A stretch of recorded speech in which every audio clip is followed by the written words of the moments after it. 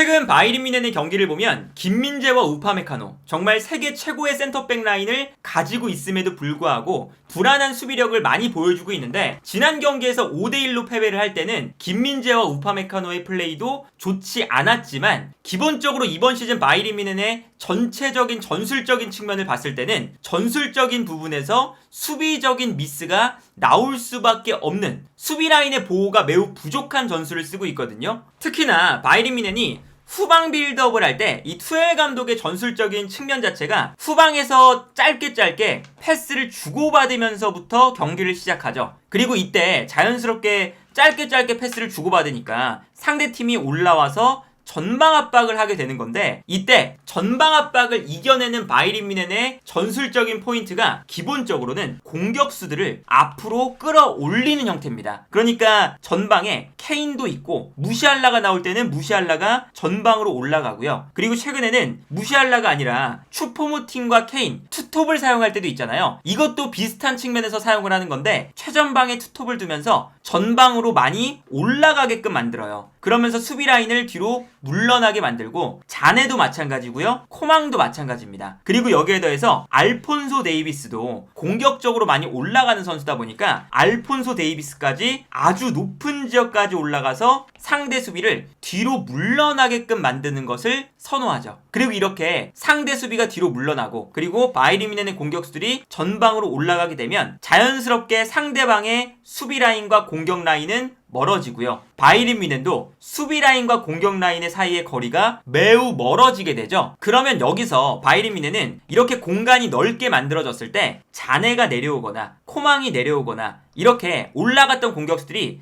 내려오면서 이 넓은 공간을 활용한다.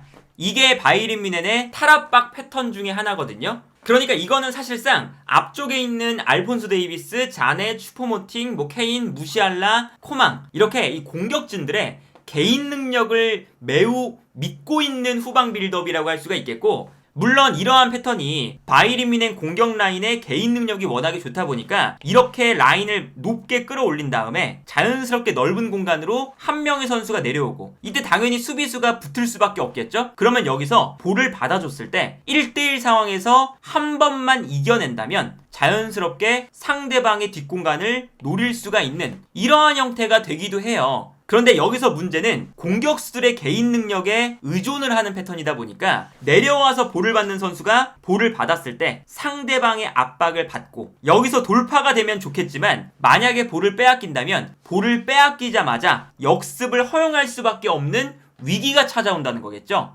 특히나 바이에른 뮌헨이 간격이 넓다는 것은 넓은 만큼 수비 라인을 보호할 수 있는 선수가 앞쪽에 없다는 거거든요. 더군다나 아까 말씀드렸지만 알폰소 데이비스가 많이 올라가기 때문에 고레츠카가 알폰소 데이비스의 뒷공간을 좀 커버하기 위해서 약간 측면으로 빠져있을 때가 많아요. 그러면 사실상 이 중원 라인에는 키미히 혼자서 수비 라인을 보호하는 형태가 되는 건데, 그러다 보니까 최근에 키미히가 볼을 잡았을 때 패스를 줄 곳이 없어서 볼을 끌다가 볼을 빼앗기는 장면도 많이 나오고요. 그리고 키미히가 전방으로 패스를 보내줘야 되는데 워낙에 선수들 간의 간격이 멀다 보니까 패스의 거리가 기본적으로 굉장히 멀죠. 그러다 보니까 당연히 패스의 거리가 멀어지면 멀어질수록 패스의 정확도는 떨어지기 마련이거든요. 그러다 보니까 키미히의 패스 미스가 나오면서 역습을 당하는 장면도 많이 나오게 돼요. 기본적으로 바이에른 뮌헨의 선수들의 위치를 보면요, 수비 라인과 공격 라인, 이 가운데 라인에 있는 키미히가 너무 넓은 공간을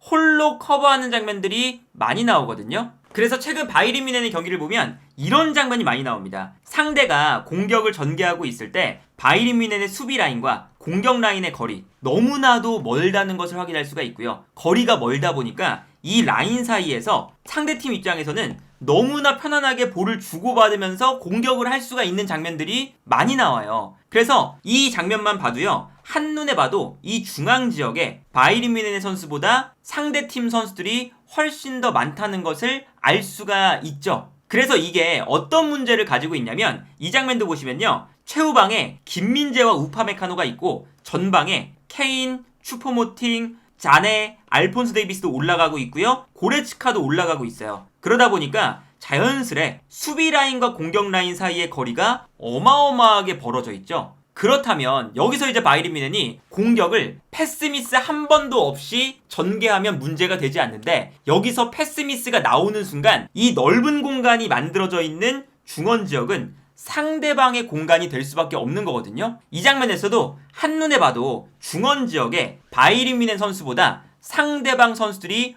훨씬 더 많다는 것이 명확하게 보이잖아요. 그리고 여기서 심지어 마즈라이가 패스미스를 합니다. 그러니까 패스미스가 나오는 순간 자연스럽게 패스미스를 범하면 이 공간이 너무나도 당연하게 상대방의 공간이 되는 거예요. 만약에 이 전 장면에서 키미히가 혼자서 수비라인 앞에 위치하지 않고 고레츠카가 너무 올라가지 않고 약간 내려가서 이 위치쯤에 있었다면 볼을 빼앗기자마자 고레츠카가 이 공간을 커버해줄 수가 있는 거거든요. 그런데 고레츠카도 너무나 높은 지역에 있다 보니 여기서 패스미스가 나오면 역습을 당하는 것이 당연해지는 겁니다. 그래서 이 다음 장면을 보면 상대팀이 공격을 전개하는데 바이에른 뮌헨의 수비라인 앞에 수비라인을 보호해주는 선수가 단 한 명도 없어요. 키미히도 내려오고 있고 고레츠카도 너무 올라가 있기 때문에 수비를 보호해줄 수가 없는 상태죠. 그러다 보니까 우파메카노와 김민재 입장에서는 이 라인 앞도 신경을 써야 되고 라인 뒷공간도 신경을 써야 돼요. 이거는 수비 라인 입장에서 너무 과도하게 신경 쓸 게 많다는 거거든요. 그래서 실점을 할 때도 마찬가지인데 키미히가 볼을 잡고 전방에 있는 선수에게 패스를 보내주는 장면이었습니다. 물론 이게 패스가 들어가서 공격을 전개하면 아주 좋은 장면이었는데 일단 키미히가 패스 미스가 나왔죠. 이것부터 잘못되긴 했지만 고레츠카가 올라가면서 중원을 비워두고 있는 상태고요. 그리고 슈퍼모팅도 사실상 투톱이기 때문에 약간 내려와서 볼을 받아주지만 올라가 있는 상태고, 앞쪽에 있는 자네, 코망, 케인 다 올라가 있습니다. 그러다 보니까 여기서 패스미스가 발생하는 순간 자연스럽게 키미히 혼자서 여러 명의 공격수를 상대하게 되는 거거든요. 그래서 여기서 패스미스가 나오자마자 이 다음 장면을 보시면요, 바이에른 뮌헨의 수비라인 앞이 허허 벌판이 되는 걸 볼 수가 있죠. 뒤늦게 고레츠카가 뛰어내려오지만 사실은 너무 올라가 있다 보니까 역부족이고요. 키미히는 패스미스를 한 장본인이다 보니까 패스미스를 하자마자 돌아서서 뛰어오는데 이 수비라인 앞에 키미히의 실수를 커버해줄 수 있는 선수가 없다 보니 상대팀의 공격수는 3명이고요. 키미히는 혼자서 이 넓은 공간을 커버하고 있습니다. 그리고 이 공격 장면에서 바이에른 뮌헨이 실점을 허용하게 되거든요. 그러니까 이거는 이 바이에른 뮌헨 자체가 최근에 경기를 보면 패스미스도 많긴 한데 이 패스미스는 경기를 하다 보면 어쩔 수 없이 나올 수밖에 없는 요소잖아요. 그런데 바이에른 뮌헨은 선수단의 간격이 넓기 때문에 패스미스 한 번만 나와도 이 중원 공간이 상대방의 선수들의 차지가 너무나 쉽게 되는 거죠. 그래서 바이에른 뮌헨이 너무 많은 선수들이 올라가 있지 말고 1명, 2명 정도만 중원 지역에 내려와서 플레이를 해도 만약에 여기서 볼을 빼앗기거나 패스미스가 나왔을 때 충분히 커버할 수 있는 선수가 옆에 존재를 하거든요. 그래서 우리가 수비 라인과 공격 라인의 간격을 좁게 만드는 것이 왜 중요하냐면 간격이 좁아질수록, 그리고 선수들이 모여있으면 모여있을수록 만약에 여기서 볼을 빼앗기면 도와줄 수 있는 선수가 주변에 너무나도 많은 거예요. 그래서 간격을 좁게 만드는 것이 현대 축구에서 가장 중요한 포인트 중에 하나인데, 투엘 감독은 오히려 이것을 역으로 간격을 넓게 만들면서 이 넓은 공간을 활용하고 싶어 하니까 투엘 감독의 의도는 알겠으나, 그리고 투엘 감독의 의도가 잘 풀렸을 때는 바이에른 뮌헨이 8대0, 7대0 정말 무서운 공격력을 보여줄 때도 있어요. 그런데 만약에 그 공격력이 제대로 안 풀리는 날, 패스미스가 많이 나오는 날, 그런 날은 바이에른 뮌헨이 오히려 상대방의 역습에 매우 취약해질 수밖에 없는 전술적인 틀을 가지고 있다고 볼 수가 있는 거죠. 그리고 이번 시즌 들어서 김민재, 우파메카노, 키미히 이 수비 라인이나 미드필더 라인에 있는 선수들의 패스미스가 유독 많아진다는 느낌이 들거든요. 김민재 선수가 볼을 전방으로 뿌려줄 때를 생각을 해본다면 김민재와 앞에서 볼을 받는 선수들 간의 거리가 너무 멉니다. 그러다 보니까 아무리 내려와서 볼을 받아도 김민재 선수가 가까운 선수에게 패스를 주는 것과 먼 선수에게 패스를 주는 것은 일단 정확도에서부터 차이가 나고요. 여기서 문제는 뭐냐면 김민재의 패스가 정확하게 앞으로 나간다고 해도 선수가 내려오면서 볼을 받기 때문에 이 내려오는 시간이 있잖아요. 그러다 보면 패스의 거리가 멀다 보니까 이 패스가 전방으로 도달하는 시간도 걸리고요. 그리고 내려와서 볼을 받는 시간도 걸리죠. 그러다 보니까 김민재뿐만 아니라 우파메카노, 킴이 다 마찬가지인데 전방으로 패스를 보내줄 때 이 패스의 거리가 먼 만큼 시간이 많이 걸려서, 시간이 많이 걸린다는 뜻은 상대방의 압박을 받을 만한 시간이 늘어난다는 거죠. 그래서 최근에 어떨 때 볼을 많이 뺏기냐면 전방으로 패스를 보내줄 때 공격수가 내려오면서 볼을 받는데 이 시간이 많이 걸리니까 수비수 입장에서는 압박할 수 있는 시간이 많아져요. 그래서 수비 라인에서 패스가 넘어갔을 때 이 패스가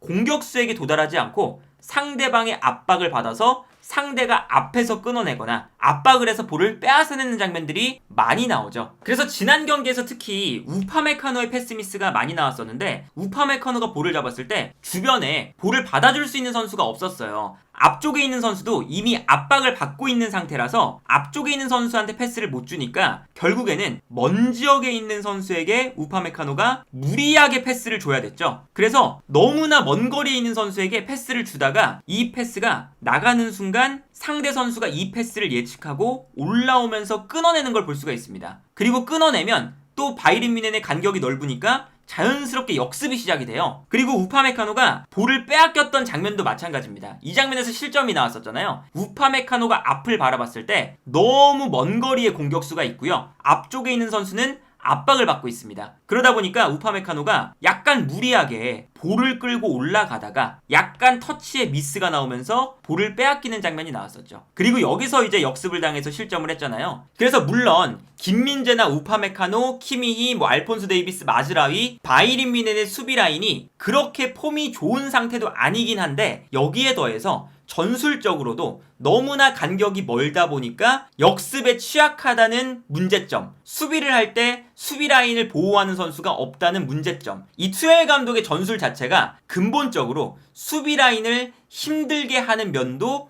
충분히 존재한다. 그러다 보니까 바이른 뮌헨은 패스 미스 한 번 한 번이 치명적인 역습 위기로 이어질 때가 너무나 많고요. 그리고 애초에 자네나 코망 이런 선수들이 너무 욕심을 부리다가 턴오버가 많이 나오는 경우도 잦기도 하고요. 여기에 더해서 간격이 멀다 보니까 기본적으로 패스 미스가 많이 나오는 이유도 간격이 멀기 때문에 패스 미스가 많이 나오고, 그러니까 이 바이른 뮌헨이 물론 이제 이번 시즌에 리그에서는 첫 번째 패배를 당한 거긴 한데, 첫 번째 패배를 당하기 이전에도 경기력이 그렇게 좋지는 않았었죠. 정말 말 그대로 경기력이 안 좋다가 케인의 한방, 이걸로 이길 때가 많았었거든요. 그래서 바이른 뮌헨이 이번 시즌에 명성에 걸맞지 않는 경기력을 보여주고 있고, 가진 스쿼드에 비해 경기력 자체가 그렇게 좋지 않은데, 이렇게 생각보다 경기력이 좋지 않은 것은 투엘 감독의 전술적인 미스가 많이 들어가 있는 상황이다. 그래서 지금 바이른 뮌헨은 포칼도 떨어진 상황에서